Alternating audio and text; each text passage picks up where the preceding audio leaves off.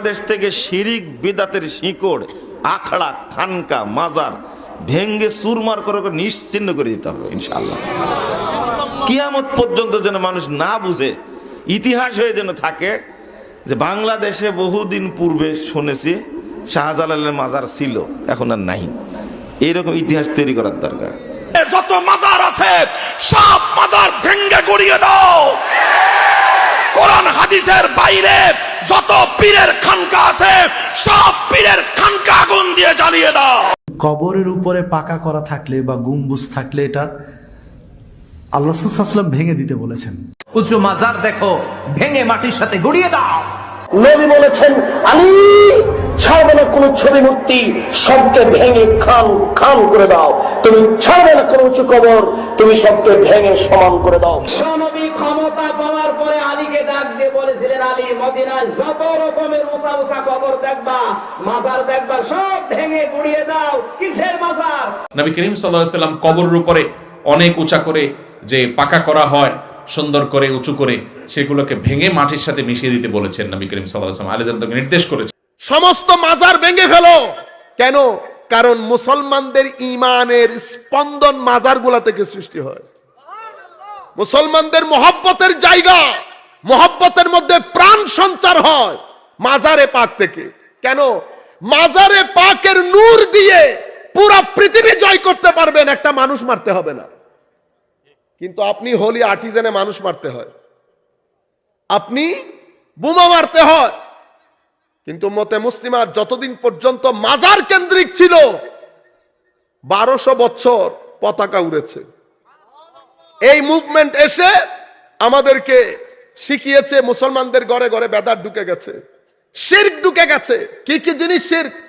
ওই ঘটনা ঘুরে ফিরে অনৈক্যের জন্য ঈদে মিলাদুন নবী বেদাত, ইসালে সোয়াব শিরক, শবে বরাত বেদাত এবং শিরক, শবে মেহরাজ বেদাত, ওরস বেদাত ও শিরক। এই উম্মতে মুসলিমার মধ্যে আর কোনো কি নাই? হাত তোলা, হাত নামানো, মাযহাব, বেদাত, শিরক। পুরো উম্মতে মুসলিমার মধ্যে একটা ফ্রাস্ট্রেশন তৈরি হয়ে গেছে। রেজাল্ট, উম্মতের মধ্যে একটা বৃহৎ অংশ ধর্মের নাম দিয়ে মুসলমানদেরকে বেদাত এবং শিরকের ফতোয়া দিয়ে উগ্র পন্থার দিকে চলে যাচ্ছে।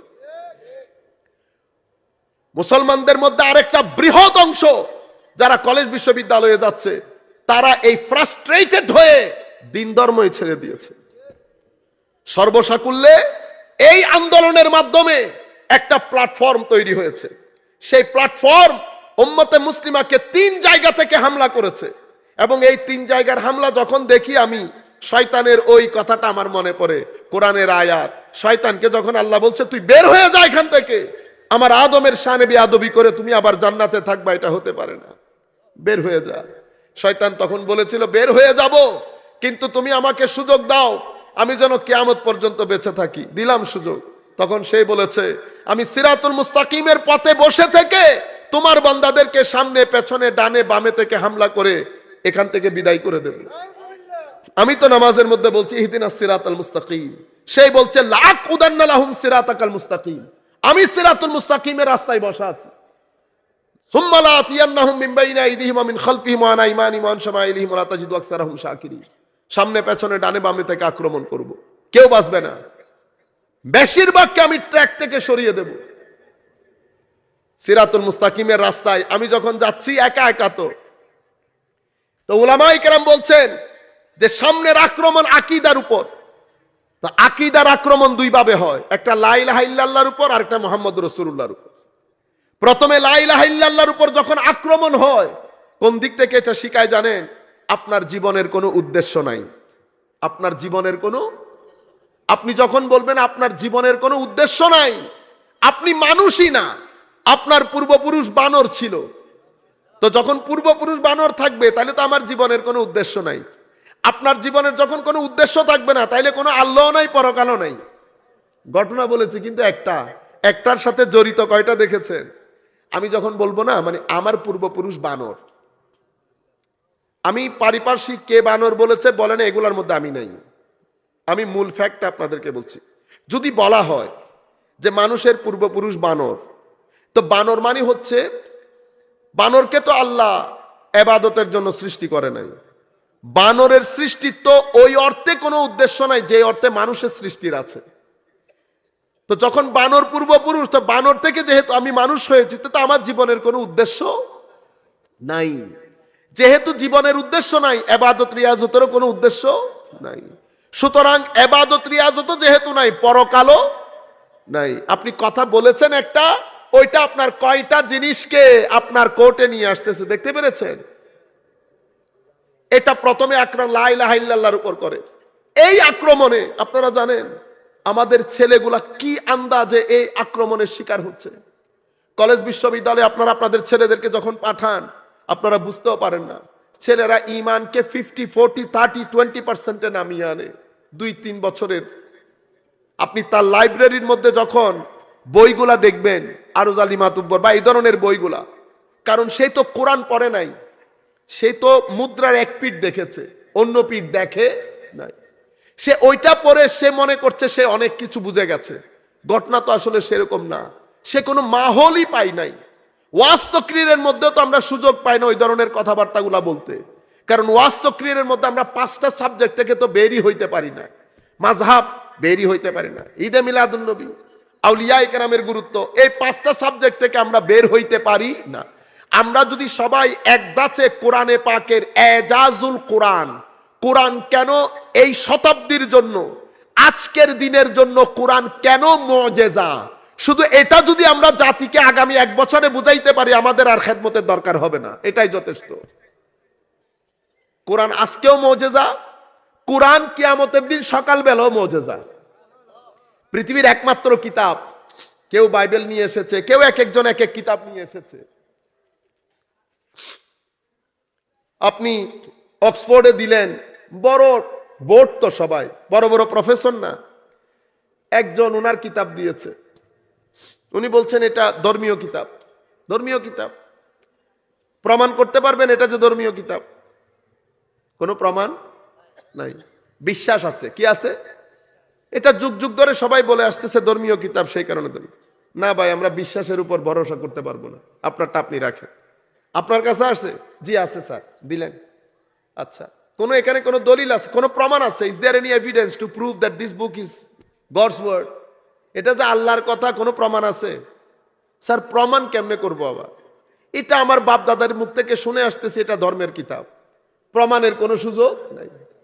আমি নড়তে নড়তে বেচার, আমি গিয়ে নিয়ে গেছি কোরআনে পাক, সবাই কিন্তু বয়ে বয়ে গেছি, আমি কিন্তু সুটেড বুটেড হয়ে এমনি টান দিয়ে বসছি। এটা কোরআনে পাক। কোরআনে পাক যে আল্লাহর বই, কোনো প্রমাণ আছে? আমি বলতেছি প্রমাণ আজকে না, কিয়ামতের দিন সকাল পর্যন্ত। এটা প্রমাণ না তো, এটা তোমার জন্য চ্যালেঞ্জ। তুমি জিহ্বাতে কামড় দিতে হবে, কামড়। কেমনে? আমি বলছি শুধুমাত্র যতটুকুন হজম করতে পারবো ততটুকুন বলি। এটার ভাষা আরবি। পৃথিবীতে 4200, 4500, 5000 ভাষা আছে। সমস্ত ভাষার মধ্যে পরিবর্তন এসেছে। আগের যুগের ফার্সি, আগের যুগের উর্দু, আগের যুগের বাংলা। 100 বছর আগের বাংলা, আজকের বাংলা এক। তিনি আসিয়া মারিয়া কাটিয়া ফিরিয়া লুটিয়া দলিয়া চলিয়া যান বলেন এখন? বলেন না তো। সমস্ত ভাষার মধ্যে পরিবর্তন এসেছে। পরিবর্তন আসে নাই আরবির মধ্যে। কিসের মধ্যে? আরবির মধ্যে। আমি তোমারে জিজ্ঞেস করতেছি কেন পরিবর্তন আসলো না, তো তুমি আমারে জিগাও কেন পরিবর্তন আসলো না। আমি বলবো পরিবর্তন আসবে না, কারণ পৃথিবীবাসীর জন্য যেই কিতাব ফাইনালি আল্লাহ নাজিল করেছেন, সেই কিতাবের ভাষা আরবি। সেই আরবি ভাষার মধ্যেও যদি পরিবর্তন এসে যায়, তাহলে তো আরেকটা কিতাবের দরকার হবে, আরেকটা কিতাবের দরকার হবে। একমাত্র ভাষা আরবি, কোনো পরিবর্তন নাই। নাম্বার 1। নাম্বার 2, এখানে ইতিহাস বর্ণিত হয়েছে। ইতিহাস বর্ণিত হয়েছে। তোমাদের এখানে ইতিহাস 2 ধরনের, একটা প্রি হিস্টোরিক, একটা পোস্ট হিস্টোরিক। প্রি হিস্টোরিক মানে ইতিহাস যখন থেকে লেখা শুরু হয়েছে তার আগের যুগ, ইতিহাস যখন থেকে লেখা হয়েছে তার পরের যুগ। তুমি এই কোরআনের মধ্যে পূর্বের যুগ, পরের যুগ, সমস্ত ইতিহাস পাবা, তুমি এখানে ভুল প্রমাণ করতে পারবে না। নূহ আলাইহিস সালামের ঘটনা আমার নবী দেখে নাই, তুমি জানো, কারণ খ্রিস্টানরা জানে নূহ আলাইহিস সালামের পুরা ঘটনা, সবার মুখে মুখে। তুমি এই ঘটনার মধ্যে কোনো ভুল প্রমাণ করতে পারবা না। এভাবে পূর্ববর্তী যত সভ্যতা আছে অলমোস্ট সমস্ত সভ্যতার কথা কোরআন বলেছে। নাম্বার 2, আমি নিচ থেকে উঠে উঠে আসতেছি, কারণ প্রথমটা বলে ফেললে তো আপনি বর নিতে পারবেন না। নাম্বার 3, মানুষ সৃষ্টি হয়েছে মায়ের পেটে ওয়াটার হ্যাঙ্গিং মাছ, মানে লটকানো মাংস, জোকের মতো, চুট ল্যাম্প, গোশতকে মুখে দিয়ে চাপাইলে যেরকম গোশতের একটা আকৃতি আসে না, তৃতীয় জায়গায় গিয়ে মানুষ ব্রণ, তৃতীয় জায়গায় এই অবস্থায়, চতুর্থ জায়গায় এই অবস্থায়, পঞ্চম এরকম, সপ্তম এরকম। এটা তুমি কখন জেনেছো? এটা আমি জেনেছি আজ থেকে 50, 60, 70 বছর আগে। কিভাবে জেনেছেন? ওই যে মাইক্রোস্কোপ আসছে, ল্যাবরেটরি হয়েছে, চেক করে আমরা বুঝতে পেরেছি এটা। আচ্ছা, এই কিতাবের মধ্যে এই ঘটনা 1400 বছর আগে বলা হয়েছে। কথা তো তারা এভাবে বলে না। আমি তাকে বলছি জিহ্বায় কামড় দিতে হবে, কিন্তু জিহ্বা সাবধানে রাখিও। তুমি বলছো 70 বছর, আমি বলছি কোরআনে এই কথা 1400 বছর আগে বলেছে। কোন কিতাব? এ দেখো সূরা মুমিনুন পড়ো তুমি। ওয়ালাকাদ খালাকনাল ইনসানা মিন সুলালাতিন মিন তিন সুম্মা জাআলনাহু নুতফাতান ফি ক্বারারিম মাকিন সুম্মা ফাতাবারাকাল্লাহু আহসানুল খালিকিন। এটা ইংলিশ ট্রান্সলেশন, পড়ো। তুমি মনে করতে পারো কোরআনের মধ্যে বোধহয় পরিবর্তন হয়েছে। না, পরিবর্তন হয় নাই, সেটা তোমরাই বলেছো। প্রথম বিশ্বযুদ্ধে, দ্বিতীয় বিশ্বযুদ্ধের আগে জার্মানির মিউনিক ইউনিভার্সিটিতে একটা প্রতিষ্ঠান করা হয়েছে। মিউনিক ইউনিভার্সিটি অক্সফোর্ডের মতো একটা বিশ্ববিদ্যালয়। আমাদের কলেজ ইউনিভার্সিটিতে যারা পড়বে, এটা আপনারা মিউনিক ইউনিভার্সিটি গুগলে চেক করে দেখতে পারেন, অনেক নামকরা বিশ্ববিদ্যালয়, অক্সফোর্ড, ক্যামব্রিজের ওয়েস্ট আইল্যান্ড ইউনিভার্সিটি। মিউনিক ইউনিভার্সিটিতে একটা প্রতিষ্ঠান করেছে তারা। উদ্দেশ্য কি? খ্রিস্টান ধর্মের, ইহুদি ধর্মের মূল বই যেগুলো আছে সেগুলার বাজারে অ্যাভেইলেবল সবচেয়ে পুরাতন যেটা ভার্সন, সবচেয়ে নতুন ভার্সন, দুইটা নিয়ে দুইটার মধ্যে তুলনা করা কোনো ভুল ত্রুটি হয়েছে কিনা। খ্রিস্টান ধর্মের বাইবেলের একেবারে পুরানো ভার্সন এবং নতুন ভার্সন দুইটা নিয়েছে। অমিল, ভুল কয়টা পেয়েছে জানেন? 70,000। কয় হাজার? 70। মাথাটা তাদের ঘুরায় গিয়ার পরে কোরআন নিয়ে শুরু করেছে।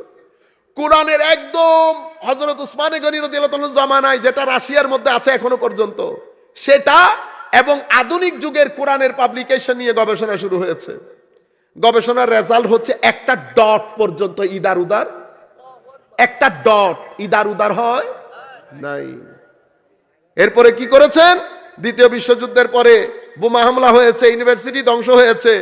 ইউরোপ দ্বিতীয়বার এই প্রতিষ্ঠান করার দুঃসাহস দেখায় নাই। এটা নাম্বার 2। 3 নাম্বার 4, পৃথিবী কিভাবে হয়েছে, পৃথিবীর সৃষ্টি। আপনি এই আন্দাজে বলেন বিজ্ঞান, ঠিক কিনা? জি ঠিক। এই কথা আমার কোরআন বলছে 1400 বছর আগে। যদি থেমে বলতে একটা কথা, একেবারে ডিটেইলস এর সাথে, একেবারে ইন ডিটেইলস। আচ্ছা, পৃথিবী ধ্বংস কিভাবে হবে তুমি বলো। তুমি আমাকে বলছো ধ্বংসটার সিস্টেম এই আন্দাজে হবে। আমি বলছি পুরো আয়াত বলতে হবে না, আমি তোমাকে শুধু 2-3টা আয়াতের ছোট ছোট লাইন বলি। তুমি কথা যেগুলা বলছো সেগুলার কোরআনী আয়াত। ইজাস সামাউ ফাতারাত ওয়া ইযাল কাওয়াকিবু তাসারাত ওয়া ইযাল বিহারু ফুজ্জিরাত ওয়া ইযাল কুবুরু বুসিরাত আলিমাত নাফসুম মা কদ্দামাত ওয়া আখারাত ইয়া আইয়ুহাল ইনসানু মা গাররাকা বিরাব্বিকাল কারীম আল্লাযী খালাকাকা ফাসাওয়াকা ফাআদালাক ফি আইয়ি সূরাতিন মা শাআ রাক্কাবাক। তুমি যে কথাগুলো বলেছো কোরআনের আয়াত, এটা জিহ্বায় কামড় পড়ে গেছে না? জিহ্বায় কামড় পড়ে গেছে। কোরআন পৃথিবীর অন্য কোন ধর্মের কিতাবের মতো নয়। কোরআনের মধ্যে মানব সৃষ্টির পেছনে, আমি শুধু মানব সৃষ্টির পেছনে মানুষকে আল্লাহ রাব্বুল আলামিন, তখন সেই বলছে যে কোরআনের মধ্যে বলে মানব সৃষ্টির ব্যাপারে ভুল আছে। কি ভুল আছে? তোমরা একবার বলছো মাটি পানি দিয়ে, একবার বলছো মাটি দিয়ে। আল্লাহ না না না, একবার বলছো না, একবার। কোরআন 7 জায়গায় 7 কথা বলেছে মানব সৃষ্টির ব্যাপারে। কোরআন বলছে হুয়াল্লাযী খালাকাকুম মিন তুরাব, তিনি সেই মহান সত্তা যিনি মানুষের সৃষ্টির শুরু করেছেন। মানুষের সৃষ্টির শুরু করেছেন মাটির উপাদান থেকে। মাটির উপাদান থেকে। এটা হচ্ছে, আমি বলছি কোরআন মানুষ সৃষ্টি সম্পর্কে 2টা কথা বলেছে। একটা হচ্ছে মানুষের কেমিক্যাল কনস্টিটিউশন, হযরত আদম আলাইহিস ইসলামের সৃষ্টি। এরপরে মানুষের বায়োলজিক্যাল কনস্টিটিউশন, যেটা মায়ের পেটে সন্তানের সৃষ্টি। মায়ের পেটে সন্তানের। তো মানুষের সৃষ্টির 2টা ধাপ, একটা আদম, আমাদের বাবা আদম, আর একটা হচ্ছে আমরা পরবর্তী জেনারেশন মায়ের পেটে। আদম আলাইহিস ইসলাম আমাদের বাবাকে সৃষ্টি করা হয়েছে মাটির পেট থেকে, আমাদেরকে সৃষ্টি করা হয়েছে মায়ের পেট থেকে। আদম আলাইহিস ইসলামের সৃষ্টি যেটা, এটাকে কোরআন বলছে কেমিক্যাল কনস্টিটিউশন, এক্সাক্ট সায়েন্স যেরকম বলছে। মানুষের পরবর্তী সৃষ্টিকে বলছে বায়োলজিক্যাল কনস্টিটিউশন। ওই সৃষ্টি সম্পর্কে কোরআন কি বলছে? আদম আলাইহিস ইসলামের সৃষ্টি। আপনারা, আমি, উলামায়ে কেরাম, আমরা যারা এই বিষয়গুলো নিয়ে কথা বলি তাদেরকেও বলবো, আপনারা এই কথাগুলো বলার সময় অনেক সাবধান। আপনারা বিষয়টা ডিপলি জানেন, জানার পরে তারপর বলেন। আপনি এমনভাবে বললেন না বাসা বাসা, যেন এটা হাস্যকর হয়ে না যায়। আপনি এমনভাবে বলবেন না আদম আলাইহিস ইসলাম আল্লাহর ইচ্ছে করেছে মাটি নিয়ে, আমরা যেমন গুদামঘর বানাই, আল্লাহ গুদামঘরের মতো আদম আলাইহিস ইসলামকে বানাই ফেলছেন। ঘটনা এরকম না। যুগের পর যুগ চলে গেছে, যুগের পর যুগ চলে গেছে।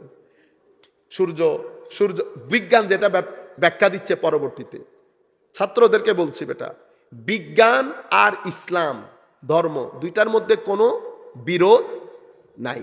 কেন নাই? বিজ্ঞানের বিষয় একটা, ধর্মের বিষয় আরেকটা। ধর্মের বিষয় হচ্ছে পরকাল, বিজ্ঞানের বিষয় ইহকাল। মারামারি হবে না। ধর্মের উদ্দেশ্য আর বিজ্ঞানের উদ্দেশ্য এক না। বিজ্ঞানের উদ্দেশ্য হচ্ছে কোনো বিষয়ের, পৃথিবীতে যা কিছু দেখা ধরা ছোঁয়া যায় এটার ব্যাখ্যা করা। ধর্মের বিষয়বস্তু হচ্ছে পরকালে মুক্তি লাভ করা। 2টার 2 বিষয়। বিজ্ঞান মানুষের ব্যাখ্যা, বিজ্ঞান মানুষের ব্যাখ্যা। ধর্ম ব্যাখ্যা দেয় না। ধর্ম একটা ফ্যাক্ট, একটা মূল ঘটনা আপনাকে বলে, এই ঘটনাটিকে ব্যাখ্যা করে বিজ্ঞান। বিজ্ঞান হচ্ছে মানুষের ব্রেইন, ধর্ম হচ্ছে আল্লাহর ব্রেইন। 2টা 2 জিনিস। 2টা, ট্রেন এবং প্লেন, 2টার মধ্যে অ্যাক্সিডেন্ট হবে কোনোদিন? কেউ যদি বলে ভাই কি একটা অ্যাক্সিডেন্ট দেখলাম ট্রেন আর প্লেনের মধ্যে, বিশ্বাস করবে কেউ? না, ট্রেন আর প্লেন অ্যাক্সিডেন্ট হবে না। 2টার চলার জায়গা 2টা 2 জায়গায় চলে। আমি আপনাদের বোঝার জন্য, আলোচ্য বিষয়ের দিক থেকে 2টার বিষয় আলাদা, উদ্দেশ্যের দিক থেকে 2টার সাবজেক্ট আলাদা, স্কোপ অফ স্টাডির দিক থেকে 2টার বিষয় আলাদা। বিজ্ঞান এক জিনিস, ধর্ম পরকাল, বিজ্ঞান ইহকাল। ধর্ম গড গিফটেড নলেজ, এটাকে বলে গড ডিরাইভেড নলেজ। আর বিজ্ঞান মানে মানুষের জ্ঞান। ধর্ম একটা জিনিস বলে, বিজ্ঞান সেটাকে ব্যাখ্যা করে। বিজ্ঞান সেটাকে ব্যাখ্যা করে। ধর্ম ওই সমস্ত কথা বলে যেগুলা ধরা ছোঁয়া যায় না। বিজ্ঞান ওই সমস্ত কথা বলে না যেটা ধরা ছোঁয়া যায় না। বিজ্ঞান আর ধর্মের মধ্যে কোনো বিরোধ নাই। তো হঠাৎ করে সূর্যের থেকে একটা আলো ছিঁড়ে, মানে সূর্যরশ্মি অর্থাৎ আগুনের গোলার মতো আর কি, ছিঁড়ে জমিনে পড়েছে। এটা ঠান্ডা হতে অনেক সময় লেগেছে। ঠান্ডা হতে হতে হতে হতে এটা একটা টেম্পারেচার কমতে কমতে কমতে কমতে একটা খাস জায়গার মধ্যে এসছে। সেই খাস জায়গার মধ্যে 4টা জিনিস ডেভেলপ করেছে, নাইট্রোজেন, অক্সিজেন, এরকম 4টা জিনিস। এগুলা দীর্ঘদিন থাকার পরে এখান থেকে 6টা উপাদান অস্তিত্বের মধ্যে এসছে। এই 6টা উপাদান, এটা আবার ঠান্ডা হতে হতে হতে এখানে সমুদ্র হয়েছে, পানি, মাটি। আপনি, এটা বিজ্ঞানের কথা। কোরআন কি করেছে? বিজ্ঞান যে বক্তব্যগুলা দিচ্ছে, কোরআন শুধু ফ্যাক্টটা বলছে। ফ্যাক্ট বলার সময় কোরআন বলছে কি দেখেন, প্রথম কথা, হুয়াল্লাযী খালাকাকুম মিন তুরাব, আল্লাহ তোমাদেরকে মাটির মূল উপাদান দিয়ে সৃষ্টি করেছেন। মাটি না, মাটির উপাদান। মাটির করোনার আপনার একটা টিকা নিছি না, টিকা, করোনার টিকা দেখতে পানির মতো, কিন্তু ওই পানির ভিতরে যদি আপনি অ্যানালাইসিস করেন অনেক ধরনের উপাদান জড়িত সেখানে। অ্যান্টিবায়োটিক ট্যাবলেটের মধ্যে লেখা থাকে তো ইনগ্রেডিয়েন্ট, বুঝছেন? ওষুধটা বানানোর সময় উপাদান যেটা ছিল সেই উপাদান দিয়ে আল্লাহ আমাদেরকে বানিয়েছেন। আমাদের সৃষ্টির শুরু বাবা আদমের, 1 নম্বর আয়াত। 2 নম্বর আয়াত আল্লাহ বলছেন ওয়াল্লাযী খালাকা মিনাল মায়ে বাশারা, আল্লাহ পানি থেকে মানুষ সৃষ্টি করেছেন। পানি থেকে মানুষ সৃষ্টি করেছেন কেন?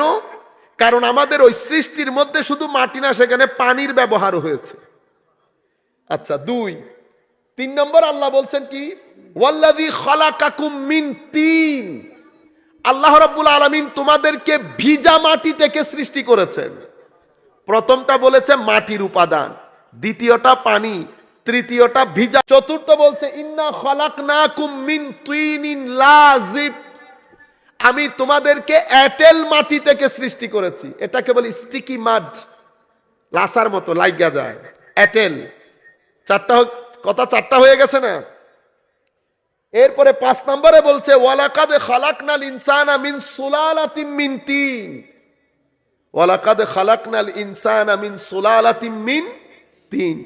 আমি মাটি, তুমি যদি মাটিকে কেমিক্যাল স্টাডি করো তো মাটির যে উপাদানগুলো আছে মৌলিক উপাদান, সেই জায়গা থেকে আমি তোমাদেরকে সৃষ্টি করেছি। এটা হচ্ছে কেমিক্যাল এক্সট্রাক্ট অফ ক্লে। আপনি যদি সেটাকে ইংরেজিতে ট্রান্সলেট করেন কি হবে? আই হ্যাভ ক্রিয়েটেড ইউ, অথবা we have created you from the extract, কি বলে, from the chemical extract of clay, অর্থাৎ মাটির মূল উপাদান থেকে আমি তোমাদেরকে সৃষ্টি করেছি। নাম্বার 6 খালাকাল ইনসানা মিন সলসালিন কাল ফাখার, আমি তোমাদেরকে সৃষ্টি করেছি কোত্থেকে? মাটির উপাদান কোত্থেকে? তুমি মাটিকে পুরালে মাটি টনটনে হয়ে যায় না, সেই টনটনে শুকনো মাটি থেকে আমি তোমাদেরকে সৃষ্টি করেছি। 7 নাম্বার বলতে বলতে শেষ পর্যন্ত আল্লাহ রাব্বুল আলামিন কোরআনে পাকের মধ্যে ইরশাদ করেন ওয়ালাকাদ খালাকনাল ইনসানা, ওয়ালাকাদ খালাকনাল ইনসানা মিন হামাইম মাসনুন, আমি তোমাদেরকে এমন মাটি থেকে সৃষ্টি করেছি যেটা গন্ধযুক্ত মাটি। 7 ধরনের বলেছে না? এই 7 ধরনের কোরআন তো বলেছে। কোরআন এটা কিভাবে হয়েছে এটা কোরআনের কাজ না, বৈজ্ঞানিক ব্যাখ্যা দেবেন এই 7টা জিনিস মানব সৃষ্টির ক্ষেত্রে কিভাবে হয়েছে। এই 7টা কোরআনের আয়াত রেখে আপনি যদি বিজ্ঞানের ব্যাখ্যা শুনেন, আল্লাহর কুদরতির কদমে পড়ে থাকা ছাড়া আর কোনো উপায় থাকবে না। বিজ্ঞান যখন ব্যাখ্যা দেন, ওই শুষ্ক বললাম না, গোলা নিচে পড়েছে, ঠান্ডা হয়েছে, পানি হয়েছে, সেই পানি অতঃপর পানির সমুদ্র পাড়ের মধ্যে মাটি, ওই মাটির উপাদান, সেখানে পানি মিক্স হয়েছে, এক সময় গন্ধযুক্ত হয়েছে, সূর্যের তাপ পড়েছে, সেটা আবার শক্ত হয়েছে। অর্থাৎ কোরআনে যে 7টা কথা বলেছে, বিজ্ঞান যখন এটার ব্যাখ্যা দেয়, বিজ্ঞান এটার বাইরে যাইতে পারে না। এবং এই মানুষকে যখন আল্লাহ সৃষ্টি করেছেন, আল্লাহ একটা উদ্দেশ্য নিয়ে সৃষ্টি করেছেন। সেটা কি? আল্লাহর ইবাদত। এবং সেই উদ্দেশ্য আমাদেরকে জানান দেওয়ার জন্য 1জন 2জন না তো, আল্লাহ রাব্বুল আলামিন লাখো নবী আল্লাহ রাব্বুল আলামিন আমাদের কাছে প্রেরণ করেন, 313 জন রাসূল সহ। আমাদের উদ্দেশ্যটা আমাদেরকে স্মরণ করিয়ে দেওয়ার জন্য, এদের ধারাবাহিকতায় ওই উদ্দেশ্য জানান দেওয়ার জন্য আমার নবী কোরআনে পাক নিয়ে এসেছেন। সুতরাং আমরা মুসলমানদের হাতে আমার নবী এবং আমার নবীর নবুয়তের উপর সবচেয়ে বড় প্রমাণ কোরআনে পাক। আমার নবী আল্লাহর সবচেয়ে বড় দলিল, আর আমার নবীর সবচেয়ে বড় দলিল হচ্ছে কোরআনে পাক। আমার নবীর সবচেয়ে বড় দলিল কোরআনে পাক। তো আমার নবী আল্লাহর বুরহান, আমার নবী আল্লাহর কদে জাআকুম বুরহানুম, বুরহান বলা হয় আউকাদুল আদিল্লাকে, এমন দলিল যে আপনি ইদার উদার করতে পারবেন না, মেনে নেওয়া ছাড়া, জিহ্বায় কামড় দিতে হবে। আমার নবীর নবুয়তের উপর সবচেয়ে বড় দলিল হচ্ছে কোরআনে পাক। সুতরাং আমরা যাই বলি, আমরা কোরআনের বাইরে যেতে পারবো না আমরা মুসলমানরা। কেন? কোরআনের বাইরে যাওয়াটা আমরা এফোর্ড করতে পারবো না। রয়ে গেল বিজ্ঞান, আপনি লাখ চেষ্টা করেন এটার বাইরে যেতে পারবেন না। যদি বাইরে যেতে পারতো বিশ্ব এটারে তুললে সমুদ্রে নিক্ষেপ করতো অনেক আগে। আখেরি একটা কথা বলি, যেটা সহজ কাজ ছিল সেটা কি? কোরআন আমেরিকাতে পাবলিশ হয়, ইংল্যান্ডে পাবলিশ হয়, বাংলাদেশে পাবলিশ হয়, ইন্ডিয়াতে পাবলিশ হয় না? মানুষ ইচ্ছে করলে পারতো না কোরআনকে 2-3 আয়াত বাদ দিয়ে বুলবাল করে কোনো একটা জায়গা থেকে পাবলিশ করে দেওয়া? পারতো না? ইজিলি পারতো। কিন্তু আমার আল্লাহ ওয়াদা দিয়েছেন, ইন্না নাহনু নাজ্জালনা যিকরা ওয়া ইন্না লাহু লাহাফিজুন, আমরা হেফাজত করব। 1400 বছর অতিবাহিত হয়ে গেছে, এখনো পর্যন্ত পৃথিবীর কেউ উল্টা সিধা করার দুঃসাহস দেখায় নাই। আমরা আর কথা না বাড়াই, 12:30 বেজে গেছে। সম্মানিত উপস্থিতি, এখন আমরা যে কাজটা করতে হবে সেটা হচ্ছে আমাদের ঘর থেকে, আমাদের এই যে আমরা মূল জায়গাগুলো থেকে সরে গেছি, যেটা আমাদের পূর্ববর্তী প্রজন্ম ছিল, যে বিষয়টা আমাকে দেওয়া হয়েছিল, আমি এখন 5 মিনিটের মধ্যে আমার বক্তব্য শেষ করে দেব, এবং এটা বড় ইম্পর্টেন্ট পয়েন্ট হবে। আমাদের পূর্ববর্তী প্রজন্ম, আমাদের ডান পাশে যিনি বসে আছেন বা 70 ঊর্ধ্ব যারা আছে, এটা একটা প্রজন্ম, আমরা একটা প্রজন্ম। আমাদের যারা বর্তমানে 20 বছর যাদের বয়স, তারা একটা প্রজন্ম। বাংলাদেশে এখন 3 প্রজন্মের লোক, 3 প্রজন্মের মধ্যে 20-25 বছরের যারা যুবক, সেই প্রজন্মের লোক বেশি। আমাদের 70-75 বছর প্রজন্মের লোক আস্তে আস্তে একেবারে নাইর দিকে চলে যাচ্ছে। আমরা আমাদের এক হাত এই প্রজন্মের উপর, আর এক হাত এই প্রজন্মের উপর। আমাদের যারা পূর্ববর্তী প্রজন্ম, 70-75 বছর যারা বয়স, তারা অনেক মানবিক মূল্যবোধ সম্পন্ন জাতি ছিল। মূল্যবোধ কাকে বলে? মূল্যবোধ বলে যে জাতির মধ্যে দায়িত্ববোধ থাকে, নিষ্ঠা থাকে, সততা থাকে, সহযোগিতা থাকে, নিয়মানুবর্তিতা থাকে, ডিসিপ্লিন। দায়িত্ববোধ যেটাকে রেসপন্সিবিলিটিস বলে, নিষ্ঠা যেটাকে সিনসিয়ারিটি বলে, সততা যেটাকে অনেস্টি বলে, নিয়মানুবর্তিতা যেটাকে ডিসিপ্লিন বলে, সহযোগিতা সহমর্মিতা যেটাকে কোঅপারেশন বলে। এই ছিল ওই জাতির পরিচয়, এদের বৈশিষ্ট্য। আপনি যদি ওই জাতির আকীদা ঈমান দেখে আপনি অ্যানালাইসিস করেন, আপনি দেখবেন সেই জাতির মধ্যে আমার নবীর এশক মহব্বত নিয়ে কোনো দ্বিমত ছিল না। হেন কোনো ঘর ছিল বাংলাদেশে ঈদে মিলাদুন নবীর জন্য মুরগি জবাই করে নাই? আলে বাইত রাসূলের মহব্বত নিয়ে সেই জাতির মধ্যে কোনো দ্বিমত ছিল না। মহরম শরীফে তো আমরা বিয়েও করাইতাম না। আপনি বলবেন হুজুর নাজায়েজ ছিল, আমি জায়েজ না জায়েজের কথা বলছি না, আমি ইমোশনের কথা বলছি। এরকম অনেক জিনিস জায়েজ। সেন্টু গেঞ্জি পরে শ্বশুর বাড়িতে যাওয়া জায়েজ, লুঙ্গি হাঁটুর নিচে পরে সেন্টু গেঞ্জি পরে শ্বশুর বাড়িতে যাওয়া না জায়েজ না জায়েজ? কেউ যাবেন? আমি জায়েজ না জায়েজ, আমি ইমোশনের কথা বলছি। সাহাবায়ে কেরামের আদব, সাহাবায়ে কেরামের বিষয়ে কেউ কোনোদিন জিন্দেগিতে কারো মুখে কোনো শব্দ ছিল না, না হযরত আমির মুয়াবিয়া রাদিয়াল্লাহু তাআলা। আউলিয়ায়ে কেরামের নিসবত, আউলিয়ায়ে কেরামের দরবারে যাওয়া, উলামায়ে কেরাম থেকে পানি পড়া নেওয়া, উর্স করা, এটা ওই প্রজন্মের একেবারে রন্ধ্রে রন্ধ্রে ছিল। ঈমান আকীদার দিক থেকে, আখলাকের দিক থেকে তাদের জিন্দেগির মধ্যে এই জিনিসগুলো ছিল। দায়িত্ববোধ, নিষ্ঠা, সততা, তারা নির্লোভ ছিল। এটা তাদের আমল, এটা তাদের আমল। এই আমলের কারণে তাদের হায়াতটা হায়াতে তাইয়্যিবা ছিল। কি ছিল? হায়াতে। কোরআনের মধ্যে আল্লাহ বলছেন না, মান আমিলা সালিহাম মিন যাকারিন আও উনসা ফালনুহইয়ান্নাহু হায়াতান তাইয়্যিবা। এটা দুনিয়ার কথা বলছে, কারণ পরে আয়াতে আখিরাতের কথা বলেছে। এই কাজগুলোর কারণে তাদের হায়াতটা হায়াতে তাইয়্যিবা ছিল। হায়াতে তাইয়্যিবা কেমন? হায়াতে তাইয়্যিবাকে আল্লাহ কোরআনের আরেক আয়াতে বলেছেন আমিনাতাম মুতমাইন্না। দারাবাল্লাহু মাসালান কারিয়াতান কানাত আমিনাতাম মুতমাইন্না ইয়াতিহা রিজকুহা রাগাদান মিন কুল্লি মাকান। তাদের হায়াতটা হায়াতে তাইয়্যিবা কেমন? হায়াত কো আমিনাতাম মুতমাইন্না, পিসফুল। তাদের ভিতরে কোনো ফ্রাস্ট্রেশন ছিল না, ডিপ্রেশন ছিল না, টেনশন ছিল না। তাদের কোনো লোভ ছিল না, লোভ না থাকার কারণে কোনো টেনশন ছিল না।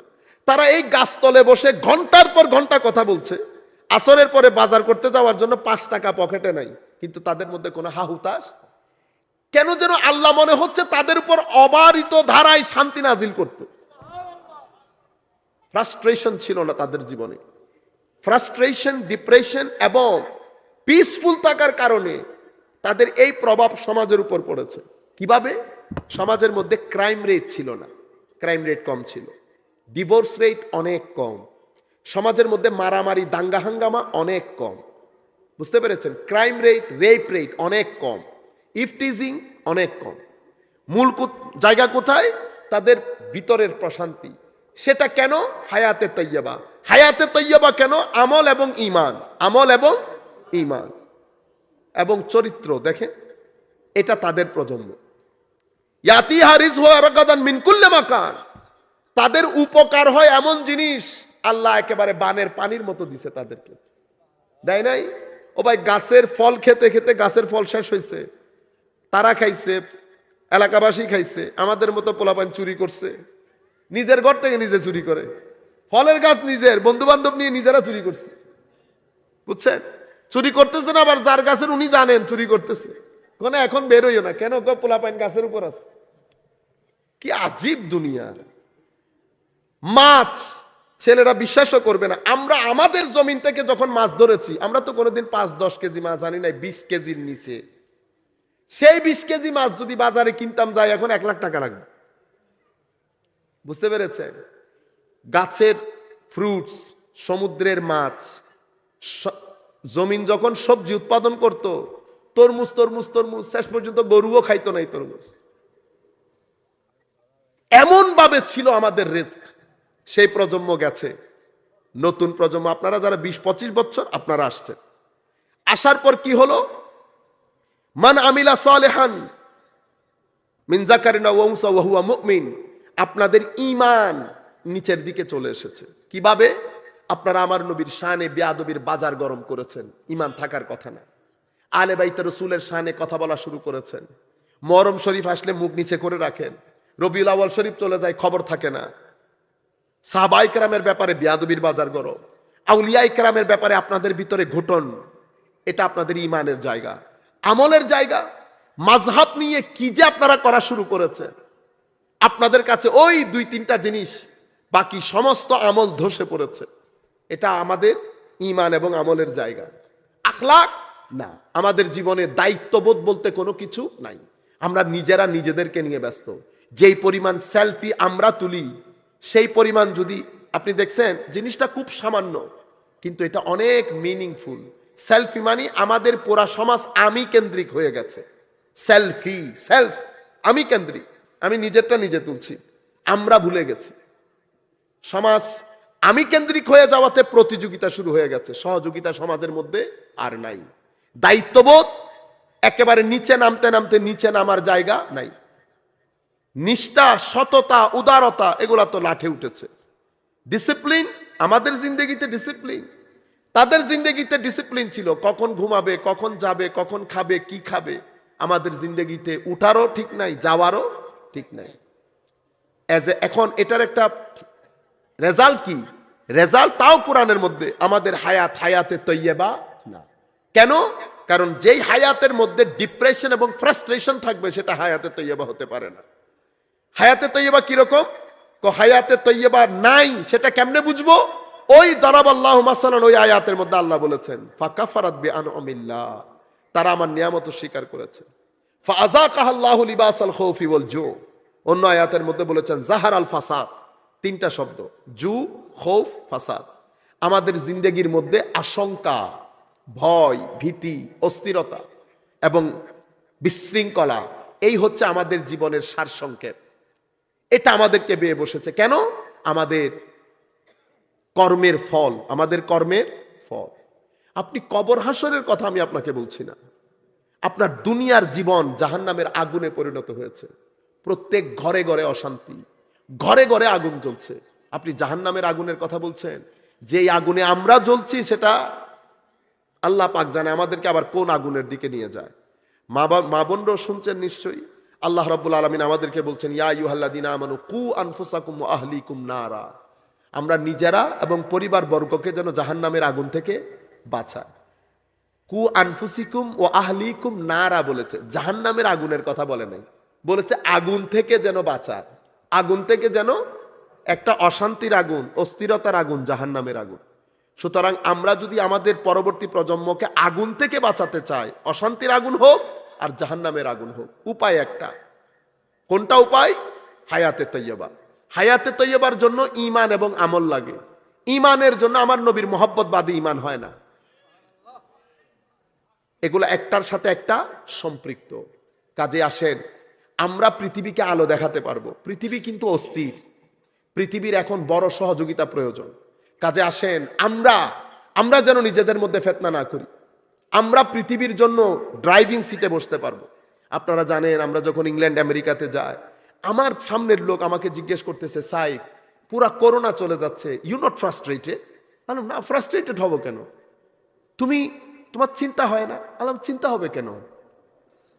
উনি আমাকে বলতেছেন, আমি তোমাদেরকে অবজার্ভ করতেছি, তোমরা এই করোনার মধ্যে মসজিদে যাচ্ছ, মসজিদ থেকে আসতেছো, পৃথিবীর কেউ বেরই হয় না, তোমাদের কোনো ভয় নাই। আমি তোমাদেরকে দেখে আই এম রিয়েলি ইমপ্রেসড। উনি বলছেন, আমি মুগ্ধ তোমাদেরকে দেখে, তোমাদের লাইফ, তোমাদের ইজ ডিফারেন্ট। পরে একদিন উনি মসজিদ দেখতে আসতেন। উনি মনে করছেন মসজিদ মানে সোফা সেট থাকবে, বড় বড় চেয়ার থাকবে। উনি এসে দেখতেছেন পুরো মসজিদ তো খালি, কিচ্ছু নাই। তো উনি আমার বলতেছেন, ইটস এমটি। আল্লাহ এমটি না কি এখানে সোফা সেট কেন? এখানে তো আমরা নামাজ পড়ি। সে আমাকে জিজ্ঞেস করতেছে, আমি তোমাদের মসজিদে ঢুকতে পারবো? অফকোর্স ঢুকতে পারবেন, তুমি বসো মসজিদের মধ্যে। মসজিদে বসাইছি তার পিছনে। ইমাম সাহেবরে বলছি, নামাজ আজকে আমি পড়াই, তুই বল। আজকে তারা আধা মুসলমান মসজিদ থেকে বাইর করবে। কারণ কোরআনে পাকের একটা তাসির আছে। আপনি পাথর হৃদয়ে পানি বের করতে পারবেন। সেই কারণে আমার নবী বলছেন, তোমরা কোরআন পড়ার সময় মেলোডিয়াস ভয়েসে পড়বা। কোন ভয়েস? মেলোডিয়াস ভয়েস, অর্থাৎ খুব সুর দিয়ে, এমন সুর যেটা মানুষের ভিতরের মধ্যে একেবারে কুকুরে দেয়। আমার নবী বলছেন, তোমাদের মধ্যে যারা মাল্লাম ইয়াতা গান্না বিল কোরআন, গান, মেলোডিয়াস ভয়েস, সুর একেবারে দিল ভেঙে দেয়, এমন সুরে যারা কোরআন পড়ে না, তারা আমার অন্তর্ভুক্ত না। সুর দিয়ে কোরআনে পাক পড়াকে এত গুরুত্ব দিয়েছেন আমার নবী। কোরআন তো আপনি বুঝবেন না, কিন্তু কালামি ইলাহির একটা তাসির, সুরের আর একটা তাসির আপনার ভিতরে রেভলিউশন তৈরি করে ফেলতে পারবে। আমার যতটুক মনে পড়ছে, রমজানের সময় ছিল, আমিও সূরা ফাতিহা, এরপরে শাহরু রমাদান আল্লাযী উনজিলা ফীহিল কুরআন হুদাল লিন-নাস ওয়া বাইয়িনাতিন মিনাল হুদা ওয়াল ফুরকান। নামাজের পরে সে আমাকে বলতেছিল যে, সাইফ তুমি কি যেন একটা পড়তেছিল, আমার মনে হচ্ছে সামথিং হোলি, মানে পবিত্র কোনো কিছু হবে। আমি তো বুঝতেছিলাম না, বাট আই ওয়াজ ক্রাইং। আমার চোখে পানি চলে এসেছে। বুঝতে পেরেছেন? এই আন্দাজ, এই ধর্মের লোক আমরা। কিন্তু আমরা বুকে হাত দিয়ে বলি, তো আমরা শেষ কোনবার কোরআনে পাক পড়েছি? পড়ি না। আমরা কোরআনে পাক পড়ি না, নামাজ পড়ি না, দরুদ পড়ি না। আমরা এক আজীব মস্তির মধ্যে আছি। সকালবেলা বেরোচ্ছি, রাতের বেলা ঘরে ঢুকতেছি। আমরা রাতের এশারের নামাজের সিজদা ছাড়া ঘরের বিছানার মধ্যে শুয়ে পড়ি। আমি যখন আপনাদেরকে দেখি না, আমার আজীব, আমার খুব লাগে, মানে কিরকম দুঃসাহস আপনার। আল্লাহর জমিনের মধ্যে থেকে আল্লাহর কুদরতির কদমে সিজদা শেষ না করে আপনি বিছানায় শুয়ে গেছেন। আপনার তো সিনা পরীক্ষা করে দেখা দরকার, কত বড় সাহস আপনার। আমার আল্লাহ আপনাকে ডাক দিয়ে বলছেন, ইয়া আইয়ুহাল ইনসান মা গাররাকা বিরাব্বিকাল কারীম। মানুষ, এত গুরুর, এত অহংকার। আমি মায়ের পেটে এত তরবিয়ত করে করে তোমাকে বড় করলাম, তুমি এখানে এসে একেবারে এরকম ব্যানেয়াজ হয়ে গেলা। অথচ সুম্মা ইন্নাকুম বাদা যালিকা লামাইতুন, তুমি শেষ পর্যন্ত আমার কাছেই কিন্তু আসবা। তুমি কিয়ামতের চিন্তা করতেছো, তুমি কবরের বিকাল হজম করতে পারবা তো? এটা কিন্তু তোমার প্রথম কিয়ামত। এটা হজম করতে পারবা কিনা চিন্তা করিও। আমার ভাইয়েরা, আসেন আমরা কোরআনে পাক পুরা দিন না পারি, অন্তত সপ্তাহে একদিন কোরআনে পাক পড়ি। কোরআনে পাক যদি সপ্তাহে 7 দিন না পড়ে যারা, তারা বেগাইরত লোক। আমি একটু শক্ত করে বলতেছি, বেগাইরত কিসিমের লোক। এই কোরআন এমনিতে আসে নাই। এটা যখন আমার নবীর উপর নাজিল হইতো, অনেকভাবে নাজিল হইতো। একটা নুজুল তো আমার নবীর উপর এমন হইতো, আমার নবী দাঁড়িয়ে থাকতে পারতেন না, কষ্টে কুকুরে যেত আমার নবী। আমার আল্লাহ বলছেন, এই কোরআনকে আমি পাহাড় পর্বত জমিনকে অফার করেছি, কিন্তু কোরআনের ওয়েটের কারণে কেউ এই কোরআন নিতে পারেন নাই। ইন্না আরাদনাল আমানাতা আলাস সামাওয়াতি ওয়াল আরদি ওয়াল জিবাল ফাআবাইনা ইয়াহমিলাহা ওয়া আশফাকনা মিনহা ওয়া হামালাহাল ইনসান আল ইনসান। আমার নবী এটাকে হজম করে ফেলেছে রুহে মুস্তাফার মধ্যে। সুতরাং আমরা নামাজমুখী হই, আমরা কোরআনমুখী হই, তিলাওয়াতমুখী হই, জিকিরমুখী হই। মা বোনদেরকে বলছি ঘরগুলাকে আবাদ করি। আমার মাদের অনেক জিম্মাদারি, মাদের জিম্মাদারি অনেক ক্ষেত্রে বাবাদের জিম্মাদারির চেয়ে বেশি করে দেওয়া হয়েছে সন্তানের তরবিয়তের ক্ষেত্রে। কারণ মারা সন্তানের তরবিয়তের ক্ষেত্রে মূল ভূমিকা পালন করে। সুতরাং মার কুল যেহেতু আমার প্রথম স্কুল, আমার মাকে চিন্তা করতে হবে আমার মা আমাকে আগুন থেকে বাঁচাচ্ছে কিনা। আমার মাই যদি সারাদিন টিভি ছেড়ে রাখে আমাকে আগুনমুখী করছে আমার মা। আমার মাই যদি ঘরের মধ্যে দ্বীনি মাহল তৈরি না করে আমার মা আমাকে আগুনমুখী করছে। আমার মাদেরকে বলতে হবে নামাজ না পড়লে ভাত নাই। I don't care whether you coming here or no, I don't care. আপনি আমার আল্লাহর জমিনে থেকে আপনি ইবাদত না করে আমার ঘরে ভাত খাবেন, ইম্পসিবল, ইম্পসিবল। আমার ওয়াইফ আমাকে বলতেছেন আপনার ছেলে যদি না করে আমি মুহূর্তের মধ্যে বের করে দেবো। কি ছেলে? 100টা ছেলে হলো বের করে দেবো, দরকার নাই। আমার দায়িত্ব যেটা তরবিয়ত দিয়ে বড় করা, বড় করেছি। এরপরে যদি আপনি আমার ঘরে থাকতে চান আল্লাহর বিধান লঙ্ঘন করে আপনি আমার বাবা, দরকার নাই। Door is open, get lost, চলে যান, দরকার নাই আমার। আপনি আল্লাহর দরবারে সিজদা দেওয়া বাদে আবার কি সম্পর্ক? কিসের সম্পর্ক? কোরআনে পাক আপনি আমার আল্লাহকে সিজদা দেওয়া বাদে আমার সাথে সম্পর্ক, কোনো প্রয়োজন নাই সম্পর্কে, দরকার নাই আমার। কাজে আমি আপনাদেরকে বলছি আমি খুব চেষ্টা করতেছি জেগে উঠেন আপনারা। অনেক কিছু করতে পারবো আমরা যদি জেগে উঠি। অন্তত আমরা নিজেদের জীবনের মধ্যে স্থিরতা প্রতিষ্ঠা করতে পারবো, শান্তি প্রতিষ্ঠা করতে পারবো। আখেরি কথা মনে রাখবেন, 5টা মহব্বতের উপর উম্মতে মুসলিমার সমাজ ব্যবস্থা দাঁড়িয়ে থাকে। আল্লাহর মহব্বত, রসুলের মহব্বত, আলে বাইতের মহব্বত, সাহাবাই কেরামের মহব্বত এবং আউলিয়াই কেরামের মহব্বত, মা বাপ এবং আমাদের যারা মুরব্বী শ্রেণীর আছে তাদের মহব্বত। এই 5 মহব্বতের উপর উম্মতে মুসলিমার পুরা সমাজ ব্যবস্থা দাঁড়িয়ে আছে। আর উম্মতে মুসলিমার সমাজ ব্যবস্থার মূল জান হচ্ছে আমার নবীর আনুগত্য। আমার নবী যে রাস্তায় চলতে বলেছেন আমরা আমার নবীর পিছনে পিছনে সেই রাস্তায় যাওয়া। আমরা দেখেন না টাকা পয়সার জন্য কত কষ্ট করি না, পাগল হয়ে যায়। আমরা সম্মানের জন্য পাগল হয়ে যায়। অথচ আমার আল্লাহ শুধু একটা জিম্মাদারি দিয়েছে। এই একটা জিম্মাদারির বদৌলতে বাকি জিম্মাদারি আমার আল্লাহ নিয়ে নিয়েছে। কি বলেছেন জানেন? বান্দা তুই শুধু তোর সিনার ভিতরে খুলে আমাকে দেখাবি যে তোর ভিতরে তাকওয়া আছে। কি আছে? তাকওয়া। তাকওয়া মানে কি? তাকওয়া মানে হচ্ছে আল্লাহ আমাকে এখানে দেখতে চাচ্ছেন, আমি এখানে থাকবো, এখানে দেখতে চাচ্ছেন না, আমি এখানে থাকবো না। এটা তাকওয়া। তাকওয়া মানে কিছু আমল আমি এমন করব যেটা আমার আর জাহান্নাম দুইটার মাঝখানে দেওয়াল হয়ে যাবে। এটা তাকওয়া। আল্লাহ এটা থাকলে কি হবে? কিছু জিম্মাদারি আমি নিয়ে নেব। তোর রিজিক, আমি তোর রিজিকের জিম্মাদারি নেব। তুই কল্পনাও করতে পারবি না আমি কোন কোন জায়গা থেকে তোর টাকার ব্যবস্থা করছি। সবচেয়ে সম্মানিত হবি তুই। তোর আমল পিছনের দুনিয়ার যে গুণাগুলো আছে আমি এমন ভাবে মুছে দেব কেউ বুঝতেও পারবে না। 4, আমি ফিতনা থেকে তোকে এভাবে বাঁচাবো, মানুষ যখন ফিতনার মধ্যে হাউতাশ করবে আমি পুরা ফিতনা থেকে তোকে আলাদা একটা এক্সিট দরজা দিয়ে বের করে দেব। এটাকে আল্লাহ বলেছেন ইয়াজাল মাখরাজা। আমি তোকে একটা ফুরকান দেব, সত্য মিথ্যা ইজিলি তুই ফিতা টেপ দিয়ে মেপে বলতে পারবি কোনটা সত্য কোনটা মিথ্যা।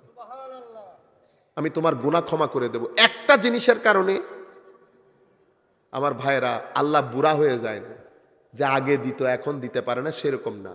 আমি আমার বন্ধুর একটা ঘটনা বলে আমার আজকের বক্তব্য শেষ। আমার ইংল্যান্ডের কথা লাগবে না, ইংল্যান্ডের কথা। আমার ওই বন্ধু উমরাতে যাবেন, রমজানের মাস, হায় হায় হায়। তো তার ভিতরে এটা ঢুকেছে রমজানের মাস, টাকা পয়সা শর্ট। সে বলতেছে না, আমি তারে বলতেছি যে তুই একটা কাজ করো, তুমি কারো কাছ থেকে, আমাদের তো পরিচিত আছে, তুমি 1000 পাউন্ড বা 2000 পাউন্ডের মতো ধার নিয়ে নাও। হলো না, আমি তো ধার নেব না। বললাম কেন? আল্লাহ ব্যবস্থা করবে। বললাম কি বলো বেটা, আল্লাহ কেমন ব্যবস্থা করবে? তুমি না বলছো তাকওয়া পরহেজগারি এখতিয়ার করলে আল্লাহ ব্যবস্থা করবে। আল্লাহ হ্যাঁ অবশ্যই করবে। মানে আমি দান নেব না, আমি দেখবো আল্লাহ কেমনে ব্যবস্থা করে। সুবহানাল্লাহ। রমজান যাচ্ছে, কালকে চলে যাবে সে। মানে আমাদের ইংল্যান্ডের ফজরের নামাজ 3:30টায়, আমরা সেহরি করে ফজর পড়ে ফেলি 3:30টায়।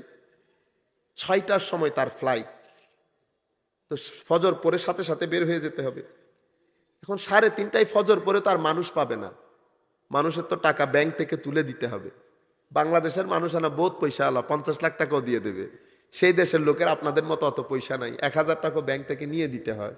1000 পাউন্ডটা অনেক পাউন্ড। তারাবির নামাজ পড়তেছে।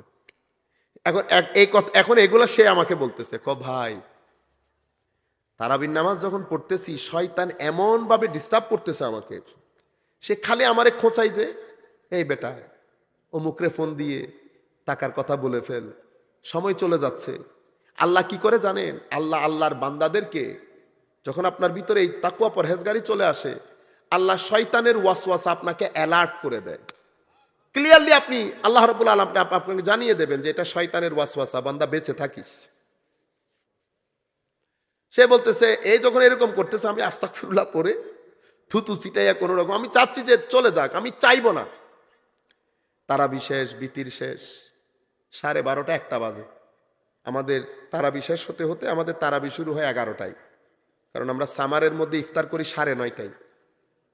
9:30 আমাদের সেহেরি শেষ সময় 2:45, 2:45 থেকে তারপরের দিন 9:30, কারণ সামারের মধ্যে ওখানে সূর্য ডুবে না, ধরতে গেলে অলমোস্ট দিনই থাকে, কয়েক ঘন্টার জন্য রাত হয়, আবার দিনই দিন। আপনারা গেলে আপনাদের কাছে আশ্চর্য লাগবে, 9:30টার সময় সূর্য। যাই হোক, এখন তারাবির পরে আমরাও নামতেছি, সেও নামতেছে। নামতে নামতে হঠাৎ করে আমাদের এক পাকিস্তানি ভাই ডাকতেছে, এদিকে আস হুজুর, একটু এদিকে আসে। ও বলতেছে বাইরে ভাই মাসালা টাসালা আবি না সওয়াল করনা ভাই, মেরে পাস টাইম নেই है। ও মনে করছে কোনো মাসলা টাসলা জিজ্ঞেস করবে, তো বলতেছে হুজুর মাসালা না, এদিকে ইধার আয় না। তো গেছে, যাওয়ার পর আমি দূর থেকে দেখতেছি তাকে একটা সাদা এনভেলপ বের করে দিচ্ছে। ও বলতেছে না, আমি তো আপনার কাছ থেকে টাকা নিব না। দূর মিয়া, आपको क्या लगता है मैं आपको यूं दे रहा हूं पैसा? यानी আপনাকে আমি এমনি এমনি দিতেছি পয়সা? आपने ये लास्ट 5 years यानी पिछले 5 साल में आपने कभी देखा मुझे पैसा देते हुए? यानी গত 5 বছরে আপনি আমারে কোনোদিন দেখছেন পয়সা দিতে? हम बड़े सख्त यानी আমরা বড় কঠিন কাজ করে পয়সা কামাই, যারা তারে পয়সা দেই না।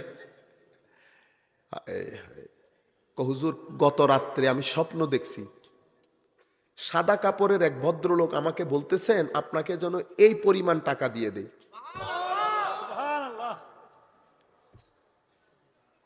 ইয়ারযুকহু মিন হাইসু লা ইয়াহতাসিব। আমি এই পয়েন্টটা বোঝানোর জন্য, মানে আমার পরিচিত কেউ দিয়ে দিলে সেটা এক ধরনের, এখন এমন ব্যক্তি টাকা দিয়েছে, সে আমাকে বলতেছে ভাই এ কেমনে টাকা দিল? আমি বলছি এটা কোরআনের আয়াতে আল্লাহ এইভাবেই বলছেন যে তোমার চিন্তার মধ্যেও আসবে না যে এই টাকা এই জায়গা থেকে কেমনে আসলো। আমাদের ঈমান দুর্বল হয়ে গেছে, আমাদের ইয়াকিন দুর্বল হয়ে গেছে। মনে রাখবেন আমাদের মুসলমানের মুসলমানিত্ব ইয়াকিন, ঈমান, তাওয়াক্কুল, ওয়ারা, তাওয়াদুর উপর। আল্লাহ রাব্বুল আলামিন আমাদের হামি ও নাসির হোক। মওলাই করিম আমাদেরকে কবুল করুন। দীর্ঘক্ষণ পর্যন্ত আপনারা বক্তব্য শুনছেন, এটা আপনাদের বেলায়ত, নতুবা পৃথিবী বিশ্বাস করবে না। পৃথিবী বিশ্বাস করবে না যে এখনো পর্যন্ত মানুষ ঘন্টার পর ঘন্টা ধর্মীয় বক্তব্য শুনে, এটা পৃথিবীর মানুষ বিশ্বাস করবে না। এই জন্য আমাদের অনেকের লাগে। এটা আপনাদের আল্লাহ রাব্বুল আলামিনের খাস তৌফিক। এতক্ষণ পর্যন্ত আপনারা জেগে বক্তব্য শুনতেছেন, আমি আপনাদেরকে শ্রদ্ধা জানাই, সম্মান জানাই এবং আপনাদের জন্য আল্লাহর দরবারে দোয়া করি। মওলাই করিম আমাদের সকলকে হেফাজত করুন। ওয়া মা আলাইনা ইল্লাল বালাগুল মুবিন। আসসালামু আলাইকুম ওয়া রাহমাতুল্লাহি তাআলা ওয়া বারাকাতুহু।